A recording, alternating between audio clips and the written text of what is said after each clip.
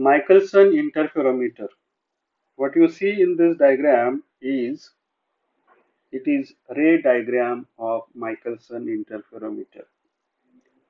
Earlier days, Michelson Interferometer was used for high precision measurement of wavelength of the source.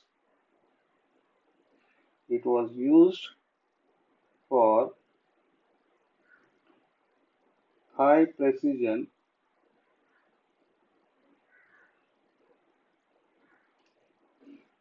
measurement of wavelength of given source. That was the application of interferometer in earlier days. This interferometer was designed by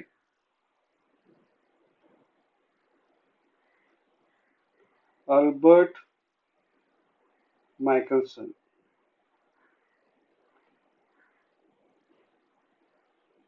He was designed it to measure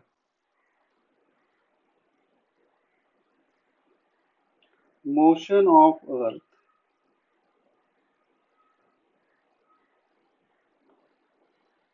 relative to ether. As you know that the Huygens wave theory of light requires the medium, and so Huygens assumed that the universe is filled with the hypothetical medium. He called it ether. And Michelson wanted to prove that whether such a medium is present or not. And so he designed this experiment to prove it, and he was finding the motion of Earth with respect to the medium, and he got the negative result. Using this experiment, he proved that no such a medium is present in the universe. Now, to get the two coherent sources, in this case, coherent sources are obtained by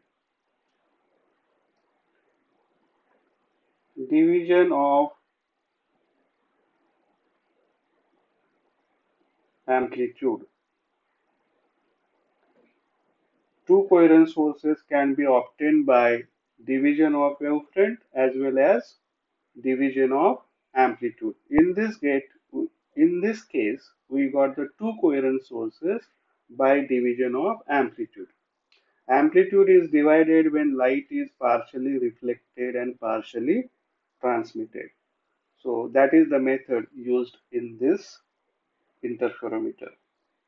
So let us see first the construction of this Michelson interferometer.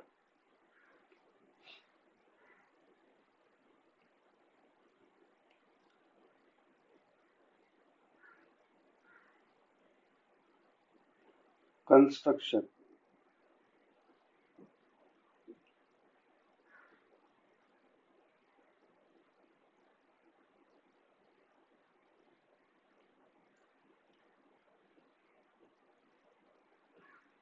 Construction of this Michelson interferometer. Now here you see the source of light. Actually, this is the source of light. I have shown here also. This is monochromatic source of light. So in this diagram, S is monochromatic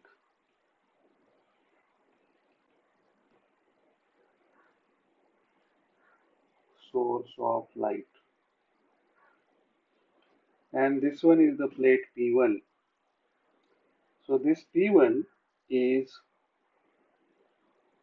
partially silvered glass plate.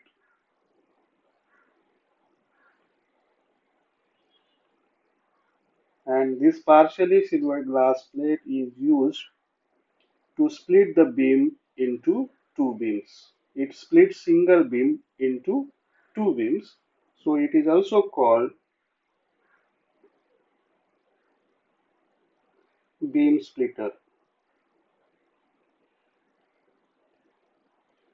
So that this is the plate P1 here. Then there is a plate P2 here. P2 is not partially silver glass plate, it is plain glass plate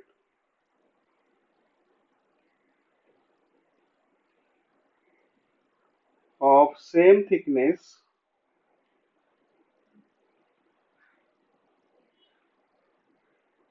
and refractive index as P1. So P1 and P2 both are the glass plates of same material. They are having same thickness. They are having same refractive index. And this plate P2 is called compensator. Why it is called compensator? We will see that in a minute. Then there are two mirrors. This is the M1 over here and M2 is over here. So this M1 and M2 are 100% reflecting mirrors. They reflect the light 100%. So they are 100% reflecting mirrors and they are placed at right angle to each other. The angle between them is 90 degree. They are at right angle to each other. And in these two mirrors, the position of mirror M1 is fixed. You cannot move the position of the mirror M1. And position of mirror M2 is variable. You can move this mirror to and fro. In both directions, we can move that mirror M2. Then there is a telescope here, T. T is telescope. So that is the construction of Michelson interferometer. Let us see its working now.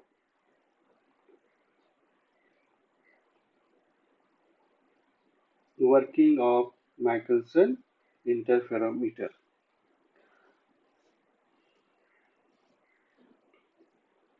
So diffuse light from source S, there is a diffuse light from source. You get the diffuse light from the source S.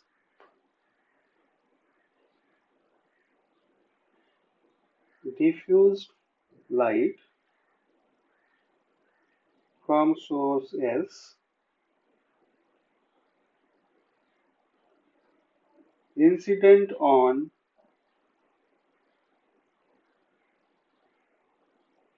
plate P1, which is partially silver glass plate. So in this case, here is the source S, which is the diffuse source of light. Light from this source incident on this glass plate.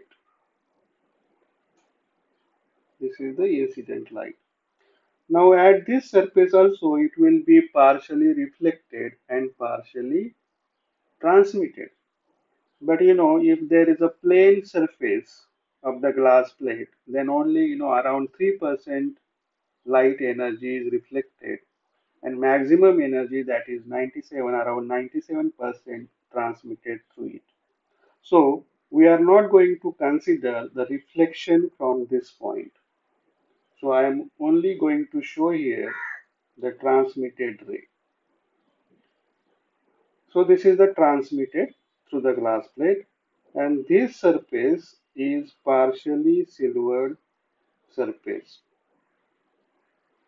This surface which I am highlighting, that surface is partially silver. So from this point what will happen is the beam will split into two by partial reflection in this direction and by partial transmission through it.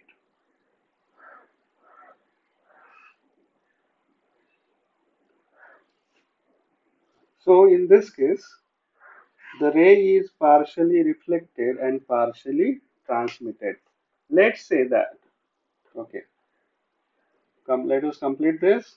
Diffuse light from source is incident on plate P1, which is partially reflected and partially transmitted.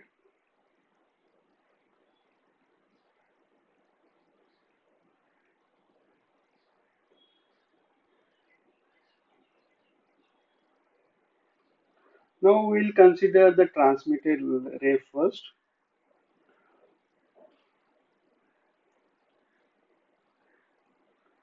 Transmitted ray or transmitted light, let us say that is ray 1. So we are assuming that this is the ray 1. So ray 1 is partially transmitted. Then after transmission, it travels towards mirror M1. Transmitted light, that is ray 1, travels towards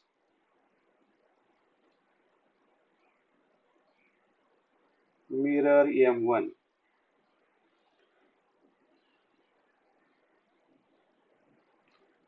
and reflected back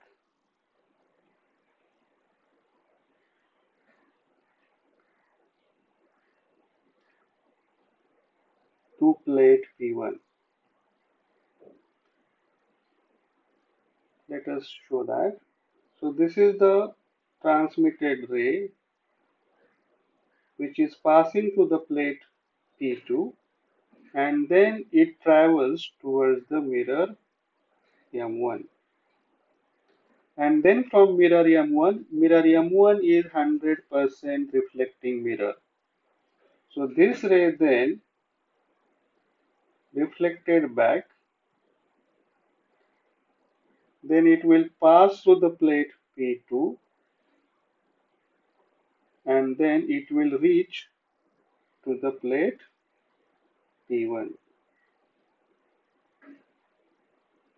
So transmitted light, that is ray 1, travels towards the mirror M1 and reflected back to plate P1. Obviously, after passing through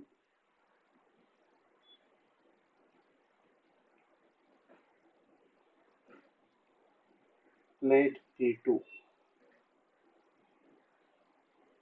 Then what happens? It then again reflected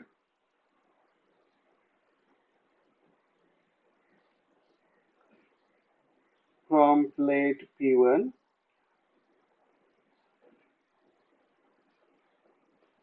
and enters the telescope and enters T. I will write only T, telescope. Now this surface of the plate P1 is partially silvered surface. So the ray then reflected from that surface and then it enters into the telescope T. So this is the ray. Ray 1 now enters into the telescope. What happens here? First, from the source, light incident on the plate P1, from the silver surface, that is from this point over here, it is partially reflected and partially transmitted. This partially transmitted ray, which we are considering ray 1, is traveling towards the mirror M1, from which it is reflected, and this reflected ray reach at the silver surface of the plate P1, from which it again reflected, and then it enters into the telescope. So that is the passage of the ray 1, which is the transmitted ray. Then the reflected ray from the surface, from the silver surface.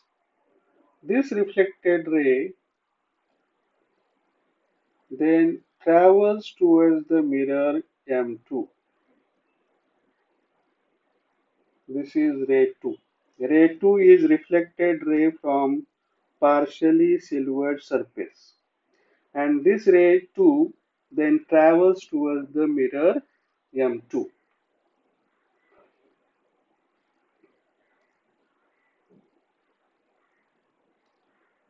Reflected ray from silver surface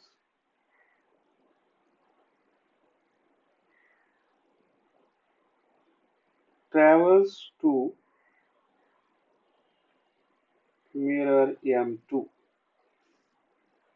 which we are calling ray 2. So ray 2 is the reflected ray which is traveling towards the mirror M2 and again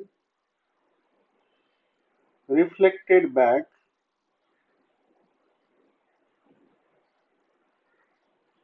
to plate P1. Then after transmitting through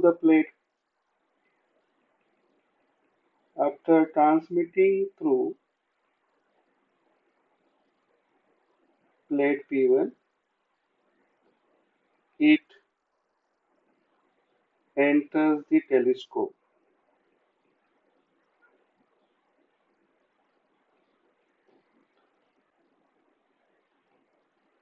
So this ray 2 is then reflected back towards the plate P1. Then it transmits through the plate P1 and this transmitted ray then enters the telescope T. So this is the ray 2. So ray 1 and ray 2, both the rays are now entering into the telescope. Now the question is why we are calling this as a compensator. Why to call this as a compensator? If the compensator P2 is not there, then see the ray 2. Ray 2. How many times it will pass through the plate P1? From the when it is reflected, after its reflection, after the reflection from the silver surface, how many times the ray 2 pass through the plate P1? So ray 2 pass through plate P1 twice before entering the telescope.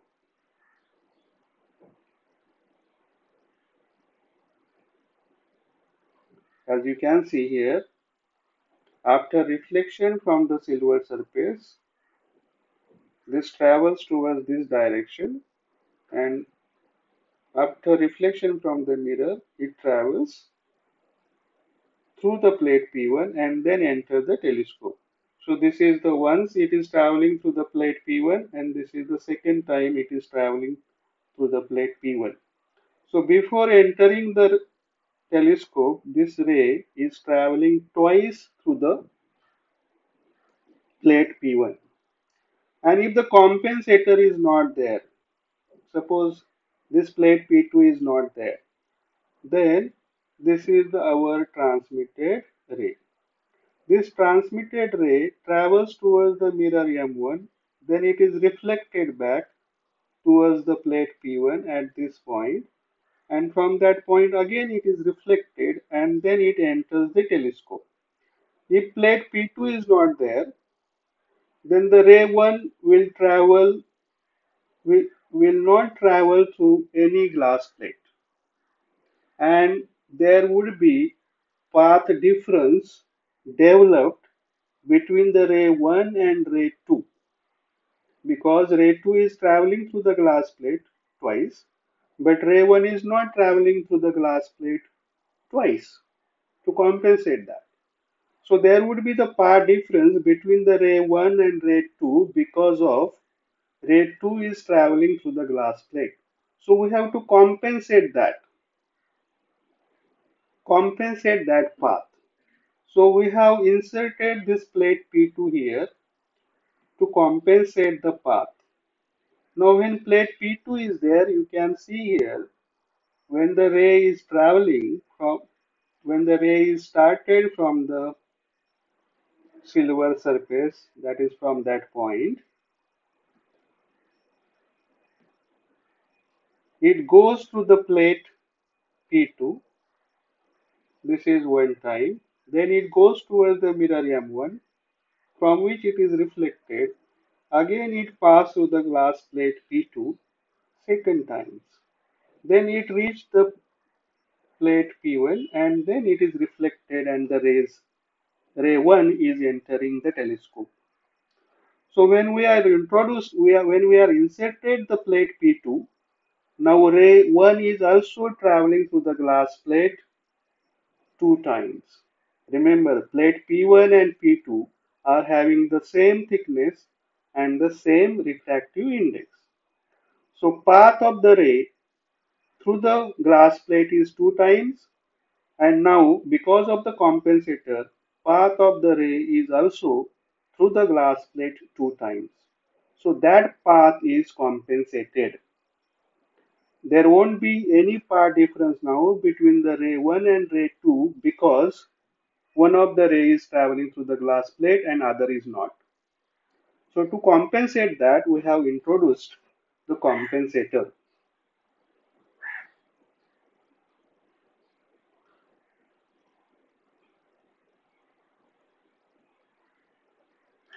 So ray 2 pass through the plate P1 twice before entering the telescope.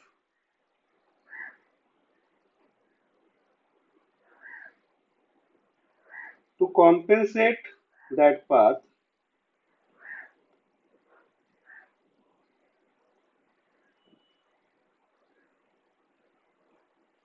through glass plate,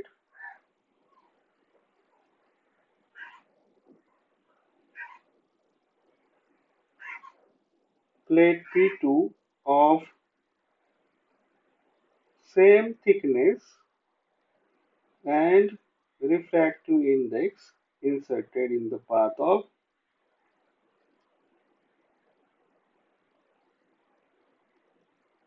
ray 1. And so the path through the glass plate is compensated, and that's why the plate P2, which actually compensate the path through the glass, so it is called the compensator. Now there are two rays which are entering into the telescope. Two rays which are actually reflected from mirrors M1 and M2 enters the telescope,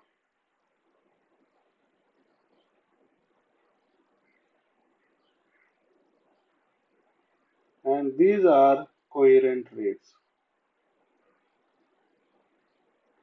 because they are derived from the same beam, same ray. So ray 1 and ray 2 are coherent. And as I said earlier that M1 and M2 are perpendicular to each other.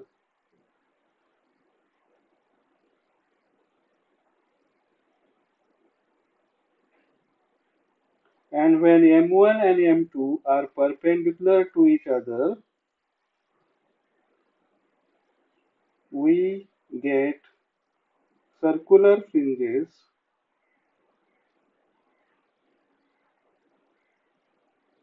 like Newton's rings.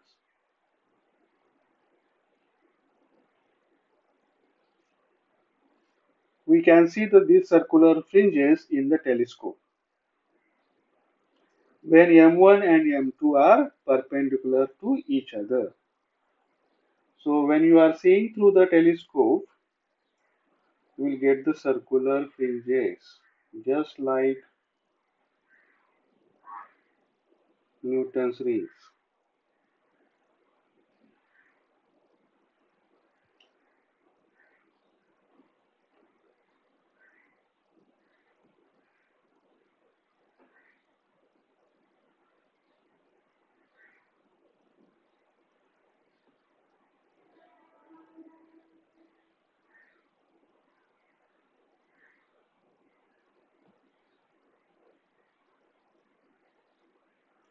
Such a circular rings will be observed in the telescope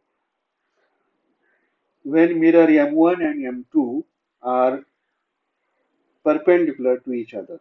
Now, as I said, mirror M1 is fixed, mirror M2 you can move. If we move the mirror M2, if mirror M2 is moved by distance lambda by 4. Let us say this mirror M2 is moved by distance lambda by 4 in this direction. Now this is the position of mirror M2 and we are moving it by a distance equals to lambda by 4. This is lambda by 4. Then how much path difference will be introduced between the mirror, between the ray 1 and ray 2? If mirror M2 is moved by a distance lambda by 4, then lambda by 2 path difference is introduced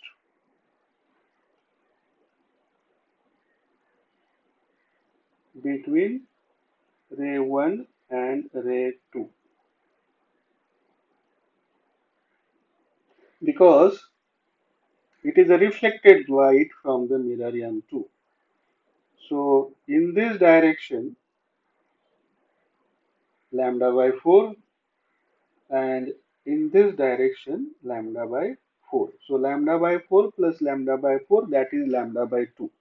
So by just moving the mirror M2 by distance equals to lambda by 4, path difference between the ray 1 and 2 is introduced, which is equals to lambda by 2. And when path difference lambda by 2 introduced, by moving the mirror M2 by distance lambda by 4, then what will happen to these rings? Earlier you see these rings. Then you are moving the mirror M2 by distance lambda by 4. So when lambda by 4 is moved, path difference lambda by 2 is introduced.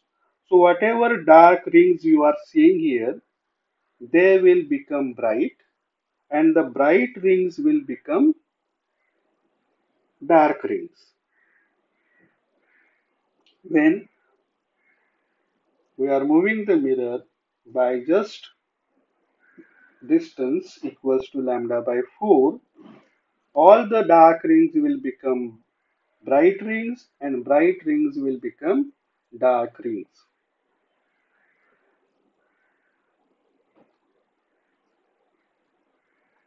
And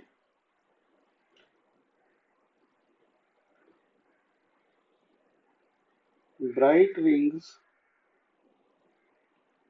will become dark rings and vice versa. So when these dark rings becomes bright or when bright rings becomes darks, it will appear as rings moved across the cross wire of the telescope. When we are moving the mirror by distance lambda by 4, the dark rings becomes bright, rings becomes dark, and it will appear as these rings are moved across the cross wire of the telescope.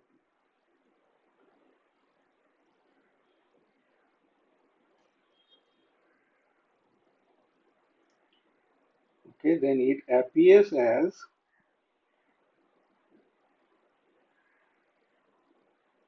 rings are moved across the cross wire of telescope.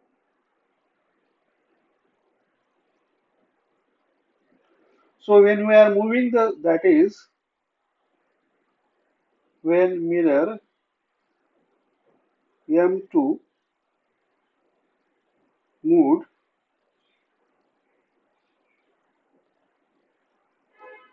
rings appears as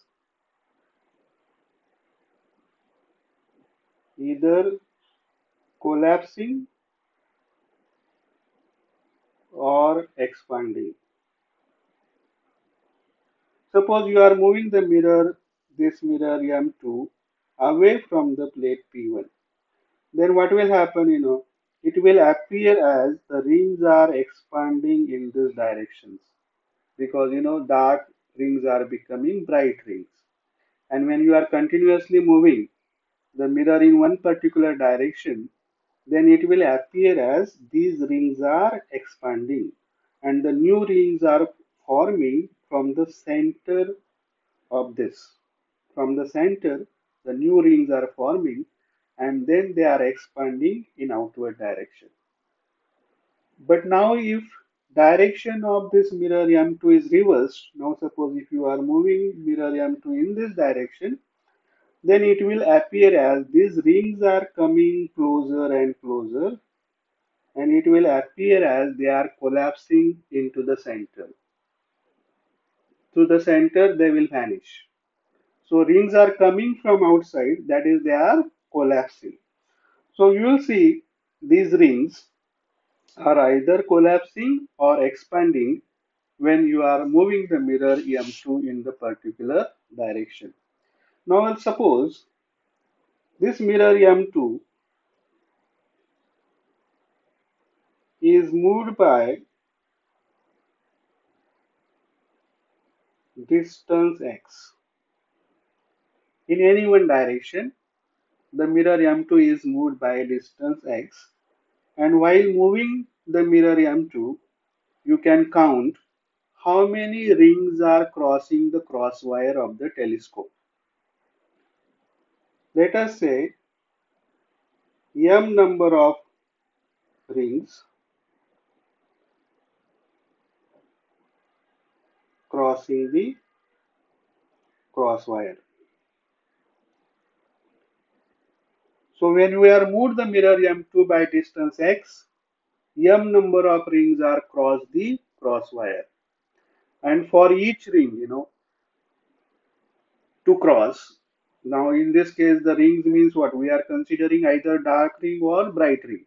You can count how many dark rings or how many bright rings are crossing the crosswire. Now to one dark ring to cross the crosswire, we have to move the mirror M2 by distance lambda by 2.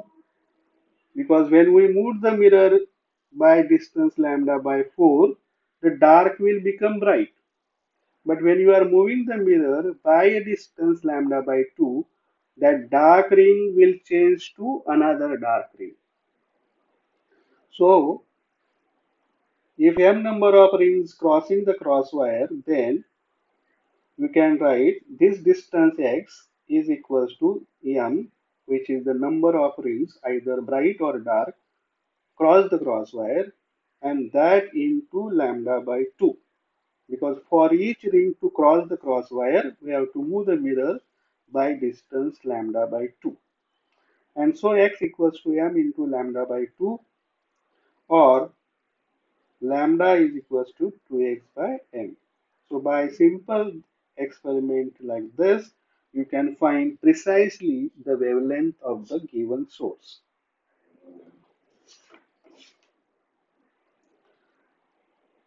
Now let us see the different types of fringes observed in the telescope. As I said, when the mirror M1 and M2 are perpendicular to each other, then you get circular rings in the telescope. If they are not perpendicular to each other, then you get a different types of fringes. So let us see here the types of fringes.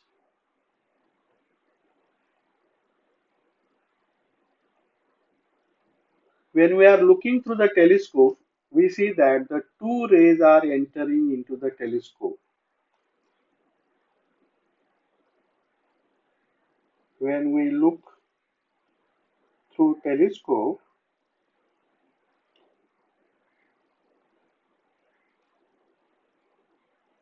two rays are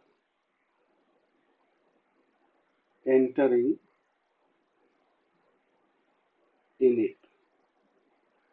And which are that two rays? The ray 1. Ray 1 is entering. Actually, see the diagram here. After reflection from the mirror M1 and the silver surface of plate P1, ray 1 is entering into the telescope. Now you are seeing in this direction. Your telescope direction is this direction. When you are seeing through this direction, you can't see the mirror M1.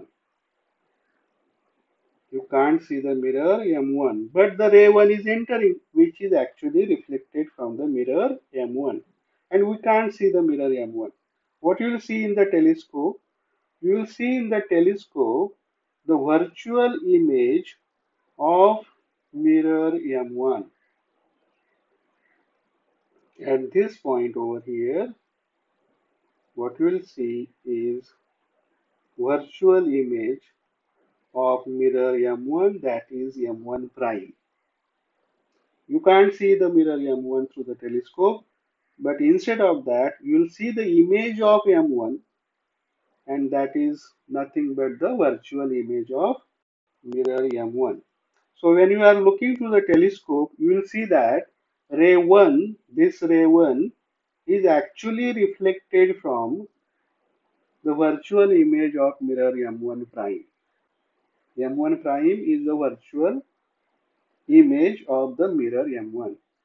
So when you are looking through the telescope, you will see that this ray 1 is reflected from the virtual image of mirror M1, and that ray is entering the telescope. So we see that ray 1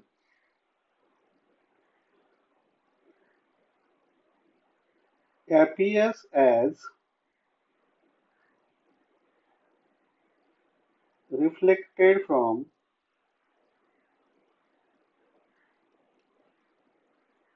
virtual image M1 prime of mirror M1. So M1 prime is a virtual image of mirror M1. So when this ray 1 is entering into the telescope, it appears as it is reflected from virtual image M1 prime. And the second ray, the ray 2, and this ray 2 is reflected from mirror M2. So these two rays, ray 1 and ray 2, are entering into the telescope. They interfere and produce the fringes. But it appears as this ray 1 is actually reflected from the virtual image of mirror M1, that is M1 prime. Now see in this diagram, what you see in this case is you see the mirror M2 and virtual image of mirror M1, that is M1 prime. So there is a mirror M2, there is a mirror M1 prime, and in between these two mirrors, M2 and M1 prime, there is a thin air film. So this arrangement is equivalent to the reflection of light from thin air film, and that thin air film is formed between mirror M2 and M1 prime. Okay, in between mirror M2 and M1 prime, there is a thin air film. So that is actually the arrangement is equivalent to.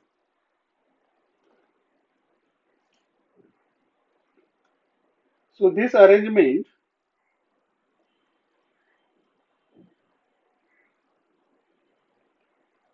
equivalent to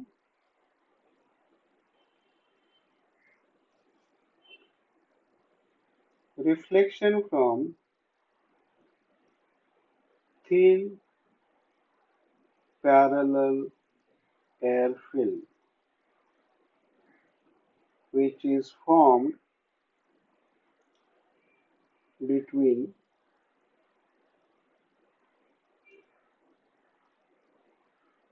mirrors M2 and M1 prime. Now in such arrangement, the fringes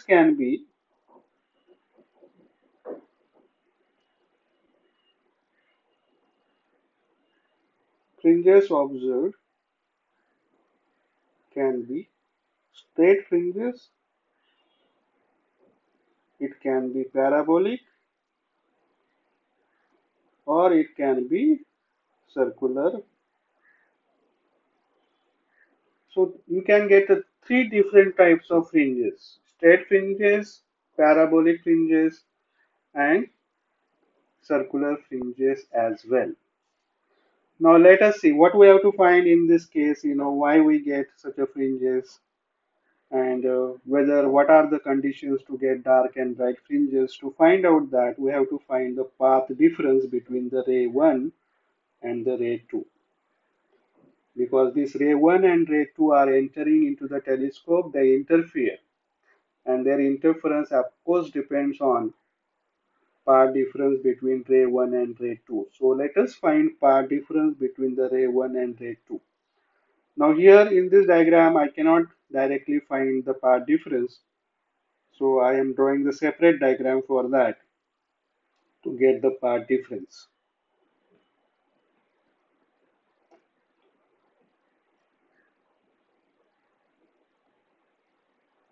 Let us say this is our mirror M2 here, and here is mirror M1 prime. Okay, so between these two mirrors there is a film of thickness, let us say small d. Small d is the thickness of the film. Then let's say this is the normal to the film, and the source of light is somewhere at this point, and it is incident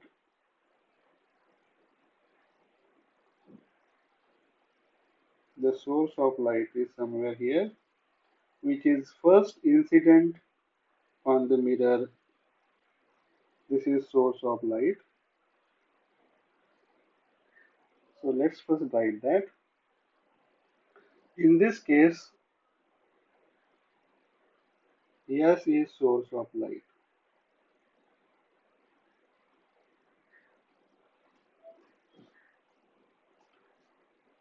and small d is the thickness of the film.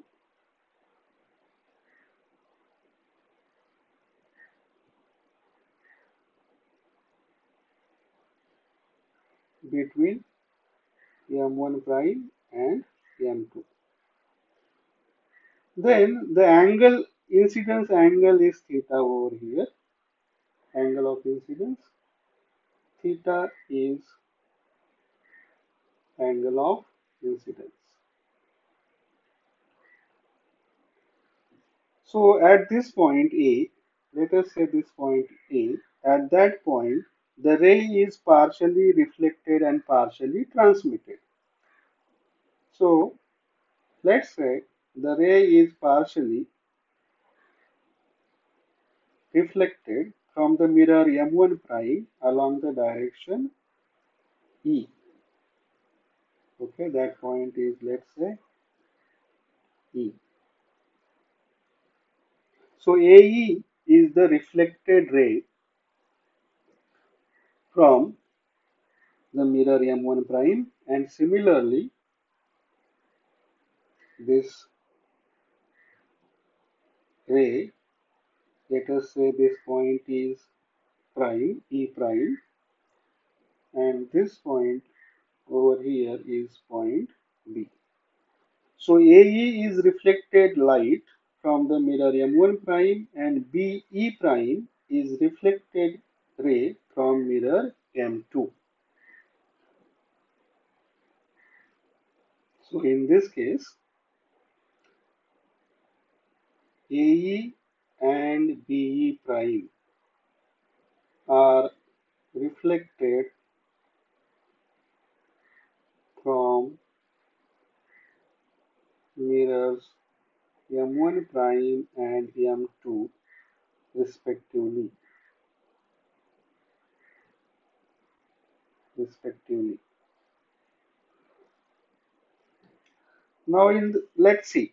Here is the source. Source of light is this is the plane of the source of light. At this point there is a source of light. This AE is reflected from mirror M1 prime, but M1 is mirror. In mirror you won't see this source, but you will see the image of the source in the mirror M1 prime. And so when you are looking through the telescope, our telescope is over here.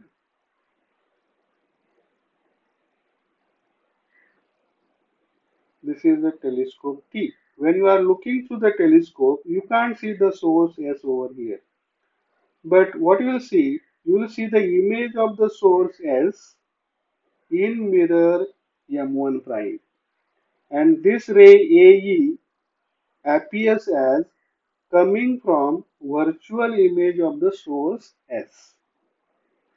And to get that virtual image of the source S, we have to extrapolate this AE in backward direction.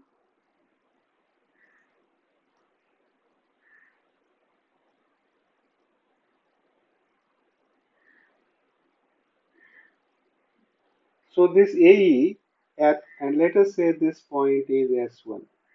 What is S1? S1 is the image of the source S in the mirror M1 prime.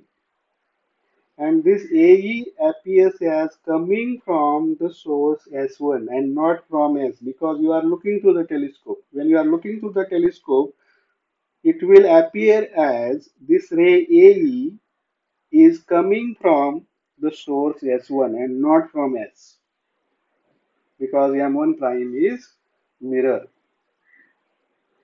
So in this case, this AE appears as coming from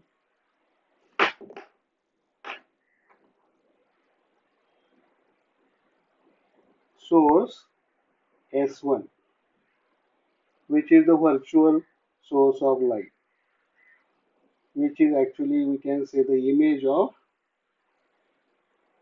source S. And similarly, this BE also appears as coming from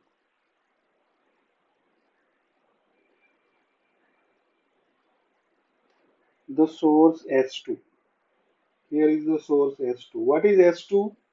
S2 is image of the source S in mirror M2, and that is your S2.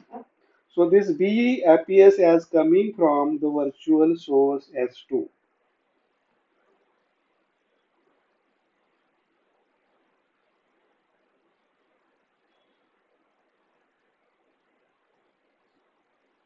Coming from virtual source S2.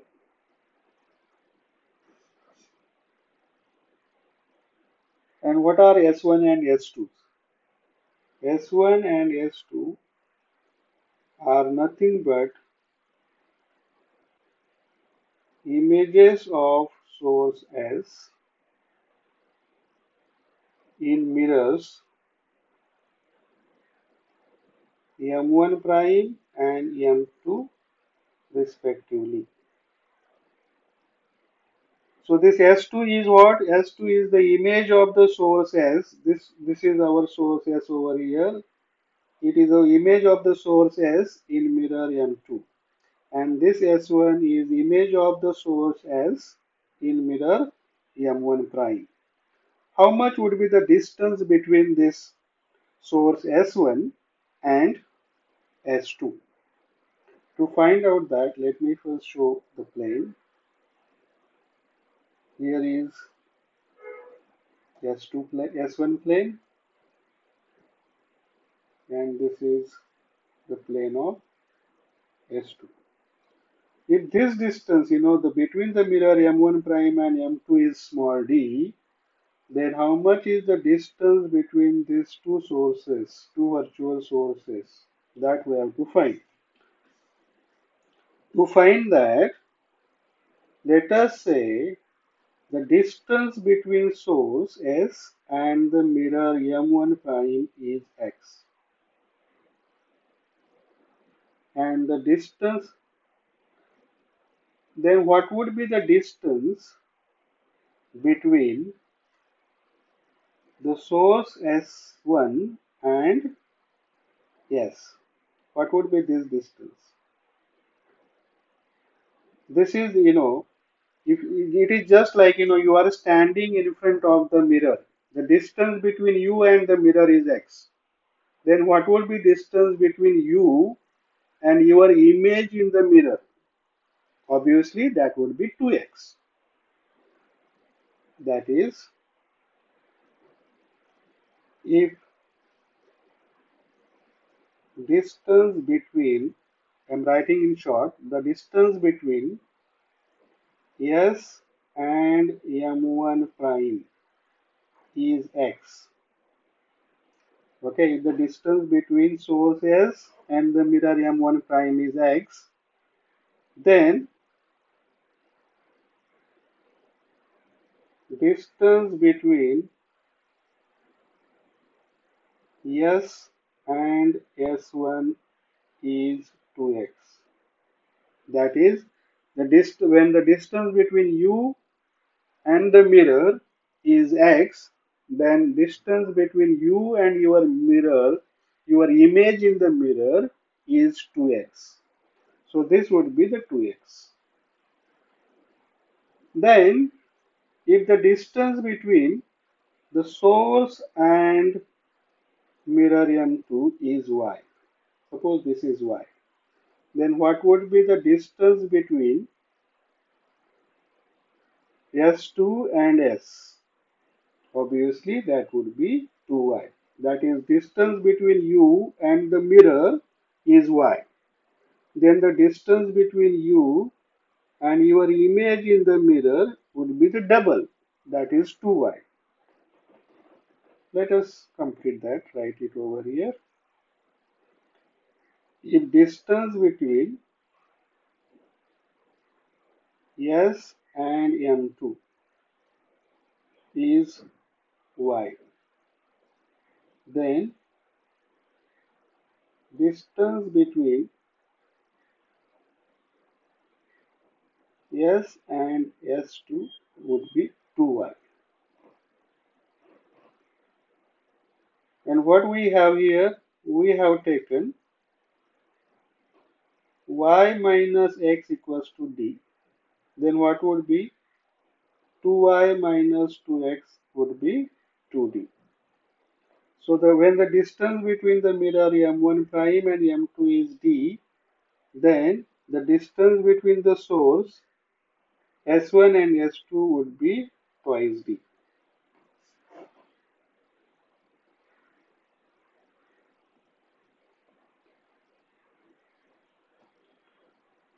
What would be this angle over here? What would be this angle and what would be this angle? See, the angle of incidence is theta. This is also theta.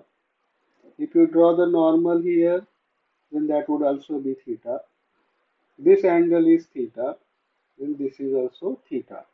And now the two rays, it appears as the ray AE is coming from the source S1 and ray BE prime is coming from the source S2. So we have to find the path difference between them. So this S1E and S2E prime are entering in the telescope T and entering in the T, that is the telescope. So we have to find the path difference between S1E and S2E. We have to find the path difference. And to find that path difference, what we have to do is draw a normal from S on this ray. So here is the normal and this point is N. So from this point N and from this point S1, the rays travel equal path and the path difference would be only this. That is S2N is the path difference. S2N is the path difference. And this S2N is the path difference. And this path difference from the diagram is equals to 2d cos theta. So the path difference between the rays S1E and S2E prime is equals to 2d cos theta. But this is not the final path difference. We have to do the correction. And the correction is that if the ray is reflected from the denser medium, path difference of lambda by 2 is introduced. So we have to see either this ray S1E or S2E is reflected from denser medium or not. And if they are reflected from the denser medium, then how many times they are reflected from the denser medium, that we have to find out. And to find out that, we have to go to our original diagram. Now here we are not considering the virtual image. Now here we were considering the mirror M1 and mirror M2. And our path is actually starting from this point. This is a partially silvered surface, and at that point we get partial reflection and partial transmission. So from this point, this ray is partially reflected, ray 2. And at this point, at the silver surface, that reflection is from rarer medium. Then this ray 2 is traveling towards the mirror M2, and for mirror M2, is the denser medium, and so this reflection is from denser medium. Then this ray transmits to the plate P1 and then it enters the telescope. So ray 2, as you can see here, it is reflected twice, but once it is reflected from the rarer medium, that is at this silver surface, and the second reflection is from the denser medium, that is from the mirror M2. So ray 2 is reflected only once from the denser medium. Now let us see the ray 1. So from here it is transmitted just from the silver surface, from this surface it is just transmitted, then it passes to the compensator, and at this point over here it is reflecting from the mirror M1, which is the denser medium. So this is the one reflection from the denser medium. Then that ray reach at the plate P1 over here, and then it is reflected from the plate silver surface of the plate P1, which is again the denser medium. So this is the one reflection from the denser medium, and this is the second reflection from the denser medium for the ray 1. So ray 1 is reflected twice from the denser medium. So because of this reflection, path will change by lambda by 2 plus lambda by 2. So in the final path difference, we are finding the path difference between the ray 1 and ray 2. So what we have here is 2d cos theta is the path difference delta. And now path of the ray 1 is changes by twice lambda by 2. So lambda by 2 plus lambda by 2 because ray 1 is reflected two times from the denser medium. And ray 1, as I said here in this case, ray 1 is reflected on, ray 2 is reflected only one times through the denser medium. So its path changes by lambda by 2 only.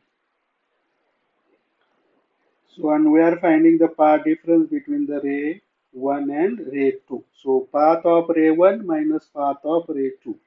So, lambda by 2 plus lambda by 2, because this is for ray 1, which is reflected twice from the denser medium, minus lambda by 2, and this is the path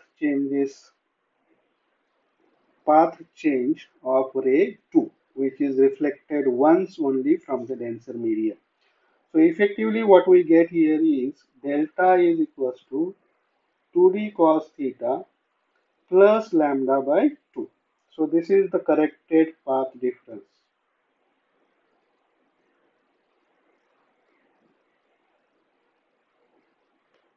between the ray 1 and ray 2. Now in this case, as you can see here, which one is the variable? So before that, let us write then condition for dark and bright fringe. Condition for bright fringe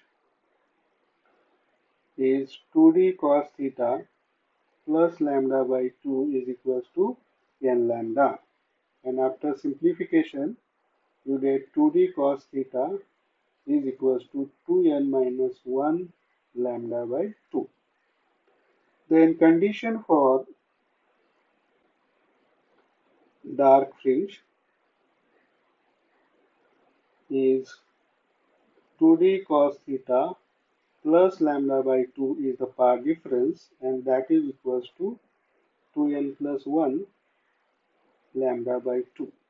After simplification, that is after transferring this lambda by 2 to the RHS side, you get 2d cos theta is equals to n lambda. You will get n minus 1 lambda.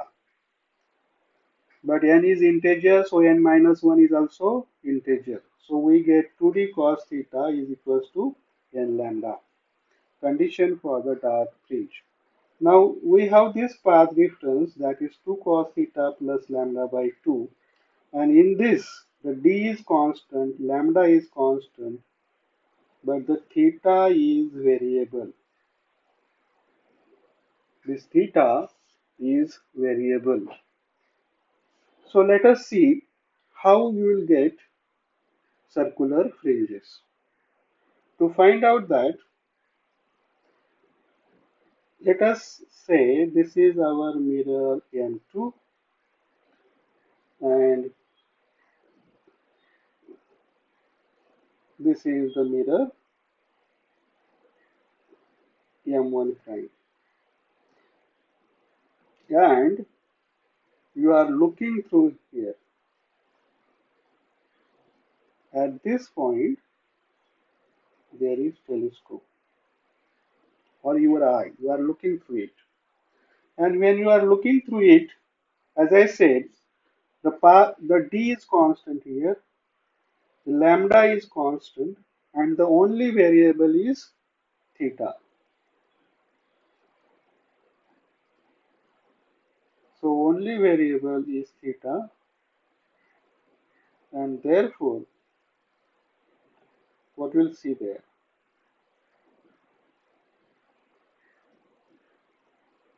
and the theta is this.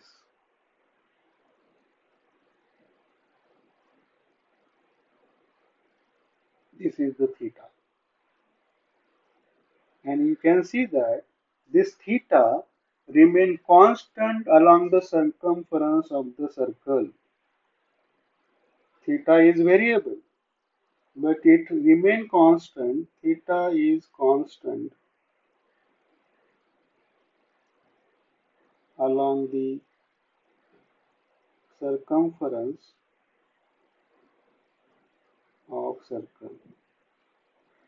So if that theta, satisfies the condition for dark, then you will get the dark ring. Because in this case, d is constant, lambda is constant, theta is variable. And this theta is constant along the circumference of the circle. And so if that theta satisfies the condition for dark, you will get the dark ring. And when it satisfies the condition for bright, you will get the bright ring.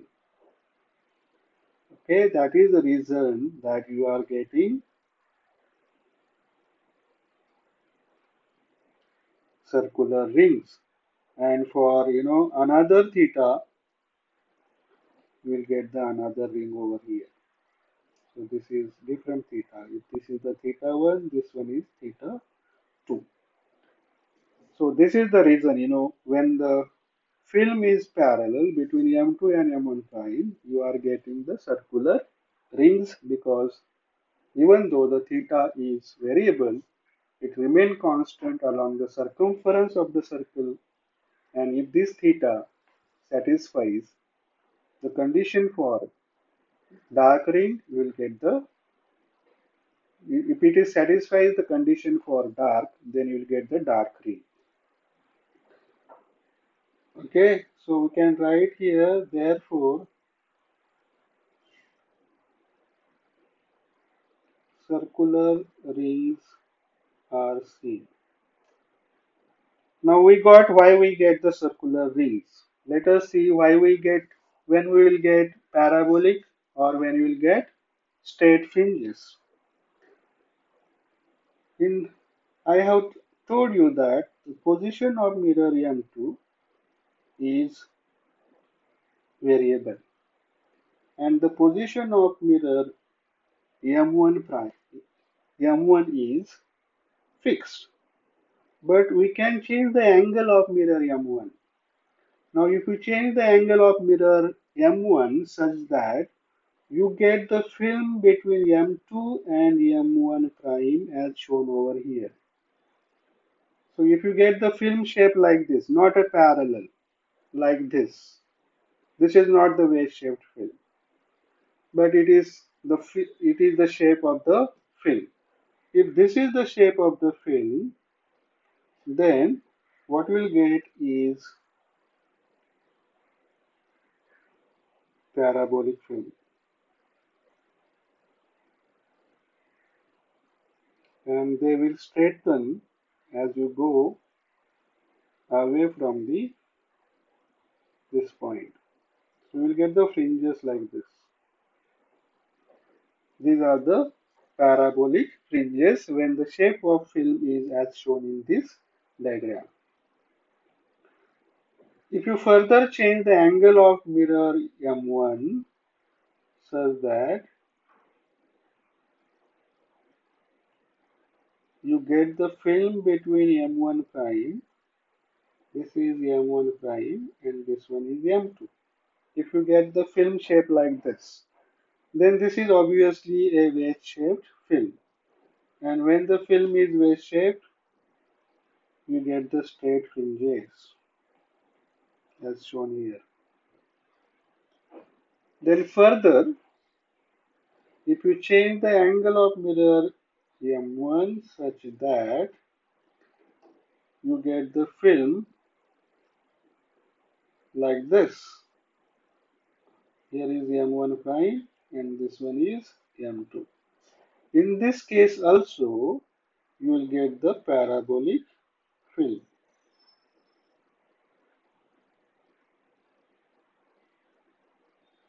And these are more and more strengthening as you go away from that point. So you got, when you get parabolic at this condition and at this condition you get the parabolic film, and at this condition we get straight fringes.